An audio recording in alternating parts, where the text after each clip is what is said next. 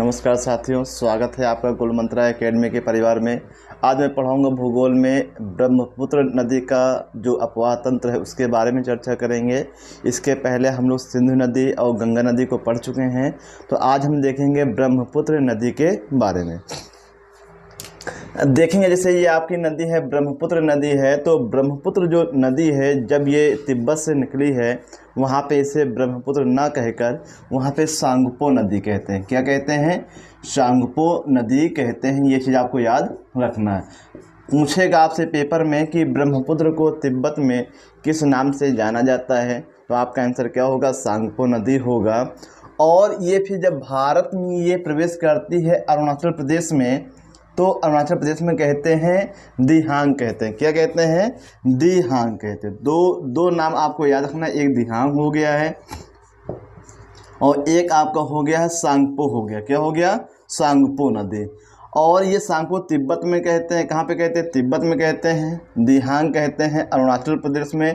और ये जब क्या कहते हैं भारत में प्रवेश करती है, क्वेश्चन ये भी पूछा जाता है किस दर्रे के सहारे ये प्रवेश करती है, तो आपको याद रखना है यांगयाप दर्रा। कौन सा दर्रा है?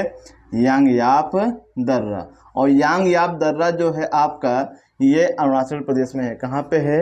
अरुणाचल प्रदेश में है। और भी है यहाँ पे दिफू दर्रा है, बोमडिला दर्रा है। लेकिन जो ब्रह्मपुत्र नदी जो है ये अरुणाचल प्रदेश में जब प्रवेश करती है तो यांगयाप दर्रे से प्रवेश करती है और यहाँ पे इसे दिहांग नदी के नाम से जाना जाता है। और जब ये नदी असम में आती है तो असम में इसे कहते हैं ब्रह्मपुत्र कहते हैं। क्या कहते हैं? ब्रह्मपुत्र कहते हैं। तो ये असम में कहते हैं। और सांगपो कहाँ कहते हैं? तिब्बत में कहते हैं। कहाँ पे कहते हैं? तिब्बत में कहते हैं। और जब ब्रह्मपुत्र नदी जो है बांग्लादेश में आ जाती है, यहाँ पे आ जाती है, तो आपको याद रखना है वहाँ पे जमुना कहते हैं। क्या कहते हैं? जमुना कहते हैं। कहाँ पे? बांग्लादेश में। तो ये चार नाम आपको याद रखने हैं कि सांगपो तिब्बत में कहते हैं, अरुणाचल प्रदेश में क्या कहते हैं? ये दिहांग कहते हैं। और असम में क्या कहते हैं? ब्रह्मपुत्र कहते हैं। और बांग्लादेश में क्या कहते हैं? जमुना नदी कहते हैं। और इसके बाद जो है ये जो बांग्लादेश में आ जाती है और ये गंगा नदी है और ये गंगा से मिल जाती है। इसके बाद इन दोनों संगम के बाद इस नदी को पद्मा नदी कहते हैं। क्या कहते हैं? पद्मा नदी कहते हैं। जैसे आपने पढ़ा होगा कि गंगा नदी को बांग्लादेश में किस नाम से जाना जाता है, तो आपका आंसर क्या होगा? पद्मा नदी हो जाएगा। और फिर इसके बाद ये लास्ट में ये नदी आती है मेघना नदी। कौन सी नदी है? मेघना नदी। और मेघना नदी जब इसे मिल जाती है तब इसका नाम क्या पड़ जाता है? मेघना नदी पड़ जाता है। क्या पड़ जाता है? मेघना नदी पड़ जाता है। क्वेश्चन ये भी पूछेगा कि जब गंगा नदी बांग्लादेश में जब ये जाती है, उसके बाद जमुना से मिल जाती है, पद्मा कहते हैं। फिर मेघना से मिल जाती है तब इसे मेघना नदी कहते हैं। और जब ये मेघना से मिलती है, बंगाल में एक स्थान है चांदपुर। कौन सा स्थान है? चांदपुर नामक स्थान पे क्या है? पद्मा और मेघना का संगम होता है और इसके बाद इसे मेघना नदी के नाम से जाना जाता है। फिर इसके बाद ये क्या बंगाल की खाड़ी में गिर जाएगी और विश्व का सबसे बड़ा क्या है? ये डेल्टा बनाएगी। क्या बनाएगी? डेल्टा बनाएगी। अब ये विश्व का क्या है? सबसे बड़ा डेल्टा है। अब यहाँ पे जब डेल्टा है तो यहाँ पे सबसे ज्यादा जो वृक्ष पाए जाते हैं, सुंदरी वृक्ष पाए जाते हैं। क्या पाए जाते हैं? सुंदरी वृक्ष। तो क्वेश्चन पूछेगा कि जो सुंदरी वृक्ष जो सुंदरी वृक्ष हैं, ये सुंदरवन के डेल्टा में पाए जाते हैं, इसलिए इस डेल्टा का नाम क्या पड़ा है? ये सुंदरवन का डेल्टा पड़ा है। और ये विश्व का सबसे बड़ा क्या है? डेल्टा है। उसके बाद हम पूछेंगे, बताएंगे यहाँ पे मैंग्रोव वनस्पतियाँ। तो यहाँ पे पाई जाती हैं कौन सी? मैंग्रोव वनस्पतियाँ। तो मैंग्रोव जो वनस्पतियाँ हैं ये भी कहाँ पाई जाती हैं? सुंदरवन के डेल्टा में पाई जाती हैं। एक बार एसएससी के क्वेश्चन में पूछा गया है कि कौन सी वनस्पतियाँ हैं जिनकी जो जड़ें हैं गुरुत्वाकर्षण के विपरीत दिशा में बढ़ती हैं, तो आपको याद रखना है मैंग्रोव वनस्पतियाँ। कौन सी हैं? मैंग्रोव वनस्पतियाँ की जो जड़ होती हैं ये गुरुत्वाकर्षण के विपरीत दिशा में बढ़ती हैं। और अगर आपसे पूछे किस प्रकार के वन पाए जाते हैं, तो ज्वारीय वन पाए जाते हैं। क्या पाए जाते हैं? ज्वारीय वन पाए जाते हैं। अब देखिए ये गंगा नदी है। अगर आपने गंगा नदी के बारे में नहीं पढ़ा है तो चैनल को सब्सक्राइब करें। तो इसके पहले वाला जो लेक्चर होगा वो गंगा नदी का है, तो आप गंगा नदी को देखिए। उसके बाद क्या है, ब्रह्मपुत्र को देखिए, तब जाके आपको नदी वाला जो कॉन्सेप्ट है अच्छे से क्लियर होगा। और गंगा नदी से पहले सिंधु नदी है, और सिंधु नदी से जब हम पढ़े हैं तो ये जो आपका ग्लेशियर है, तो इस ग्लेशियर के आसपास इधर साइड जो है आपका मानसरोवर झील है। और मानसरोवर झील से कौन सी नदी निकलती है? सिंधु नदी निकलती है। और इस ग्लेशियर के दक्षिण में आपका जो एक ताल है राकस ताल झील, जिसे राक्षस ताल झील भी कहते हैं, वहां से आपकी सतलज नदी निकलती है। अब देखेंगे यहाँ पे इनकी जो सहायक नदियां हैं, तो सहायक नदियां भी आपको याद रखना है। वनडे एग्जाम में तो कम पूछी जाती हैं, लेकिन लोअर पीसीएस से, समीक्षा अधिकारी है पीसीएस से, तो वहाँ पे ऐसे जो सहायक नदियां हैं क्वेश्चन पूछे जाती हैं। और ये भी आपको याद रखना है कि कौन सी दाएं साइड की हैं और कौन सी बाएं साइड की हैं। आप देख रहे हैं, आप नाव के माध्यम से इस नदी पे आते हुए ऐसे आएंगे, तो आपका जो बायां हाथ होगा तो लेफ्ट इधर होगा और राइट इधर होगा। तो कहने का मतलब ये है कि ये बाएं साइड की नदियां हैं और ये क्या है आपकी दाएं साइड की नदियां हैं।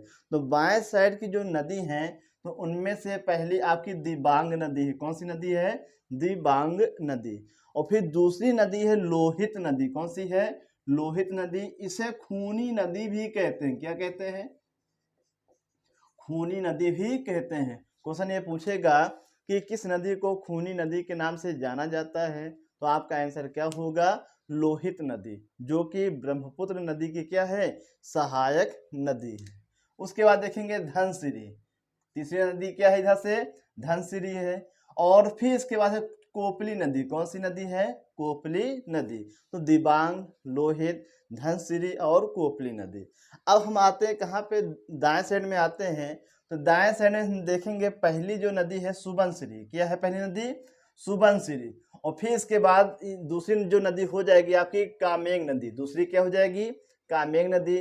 फिर तीसरी आपकी हो जाएगी मानस नदी। चौथी आपकी हो जाएगी अमो नदी।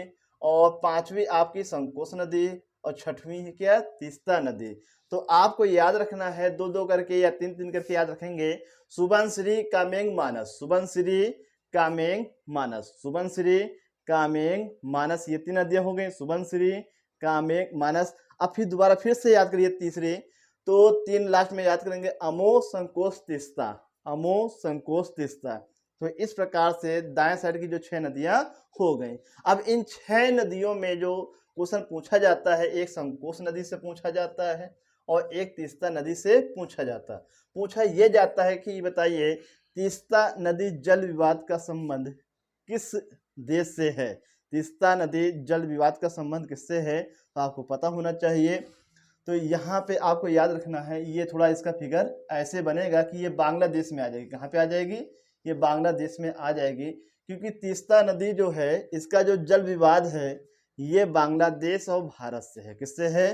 तीस्ता नदी जल विवाद किससे है? भारत प्लस बांग्लादेश। भारत प्लस बांग्लादेश। तो ये चीज आपको याद रखना है कि तीस्ता नदी जल विवाद का संबंध भारत और किससे है? बांग्लादेश से है। अब यहाँ पे संकोश नदी है, और संकोश नदी से क्या क्वेश्चन बनेगा? ये सीमा रेखा बनाती है किसके बीच? पश्चिम बंगाल और असम के मध्य। क्वेश्चन ये पूछेगा कि असम, भारत का असम राज्य और क्या कहते हैं पश्चिम बंगाल, ये दोनों किस नदी के माध्यम से अलग अलग सीमा रेखा बनाते हैं या फिर अलग होते हैं? तो आपको याद रखना है संकोश नदी।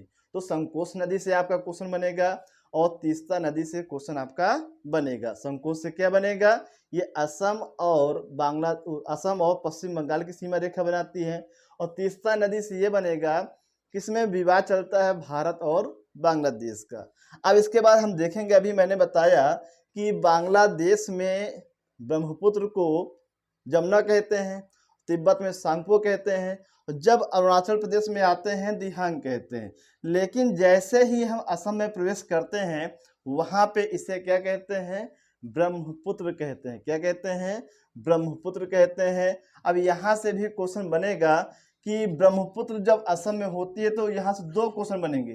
तो पहला जो क्वेश्चन है आपका याद रखना, मांजुली द्वीप, मांजुली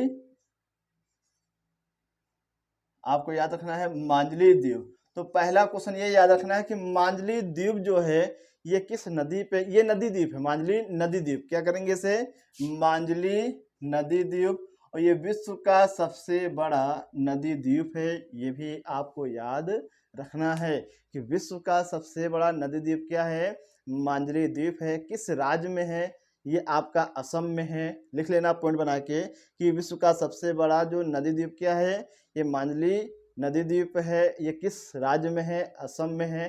किस नदी पे है, तो आपको याद रखना है ब्रह्मपुत्र नदी पे है। तो राज्य है ये आपका असम, क्या है आपका असम, और नदी है आपकी ब्रह्मपुत्र। क्या हो जाएगी आपकी, ब्रह्मपुत्र। ये पॉइंट बहुत ही आपका इम्पोर्टेंट है।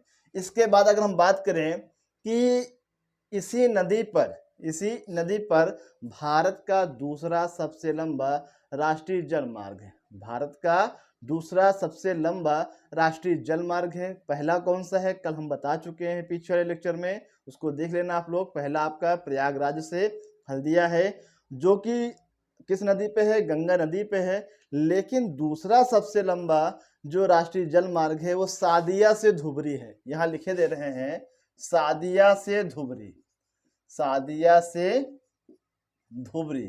तो यहाँ से दो क्वेश्चन पूछेगा कि भारत का दूसरा सबसे लंबा राष्ट्रीय जलमार्ग ये कहाँ पे है, ये सादिया से धुबरी है। नदी का नाम बताइए, तो नदी क्या होगी आपकी, ब्रह्मपुत्र नदी। क्या होगी, ब्रह्मपुत्र नदी। और यहाँ पे ये जो मांजुली नदी द्वीप है, इसे असम ने अपने राज्य का 35वां जिला घोषित किया है। क्या किया है, 35वां जिला घोषित किया गया है। और ये क्या है, सादिया से धुबरी भारत का दूसरा सबसे लंबा राष्ट्रीय जलमार्ग है।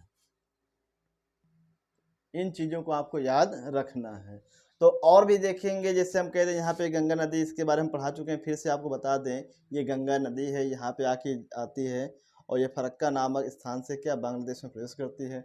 और जब ये प्रवेश करती है, इसके पहले ही क्या गंगा नदी पे क्या फरक्का बांध बनाया गया। क्वेश्चन पूछा जाता है कि फरक्का बांध किस राज्य में है, पश्चिम बंगाल में है, किस नदी पे है, ये आपका गंगा नदी पे है। तो इस प्रकार से आपका जो है ये ब्रह्मपुत्र नदी आपका कंप्लीट होता है। तो आपको करना क्या है, इसको फिगर के माध्यम से बनाने के बाद आप दो चीज़ करेंगे, फिगर भी बनाइए और क्या करिए, उसका पॉइंट बनाइए। तो हम आपको दावा करते हैं कि ये चीज़ें आपके दिमाग में बिल्कुल एकदम बैठ जाएंगी और ये चीज़ें क्या है, लॉन्ग टाइम के लिए आपको हमेशा से याद रहेंगी। तो आज फिर हम आपसे क्वेश्चन पूछेंगे। आज का जो क्वेश्चन होगा आपसे, आपको ये बताना है कि 2011 की जनगणना के अनुसार भारत में सर्वाधिक जनसंख्या घनत्व वाला राज्य और केंद्र शासित प्रदेश, ये दो सवालों का जवाब आपको कमेंट सेक्शन में लिख के बताना है। क्या बताना है, सर्वाधिक जनसंख्या घनत्व वाला राज्य और केंद्र शासित प्रदेश। धन्यवाद। जय हिंद, जय भारत।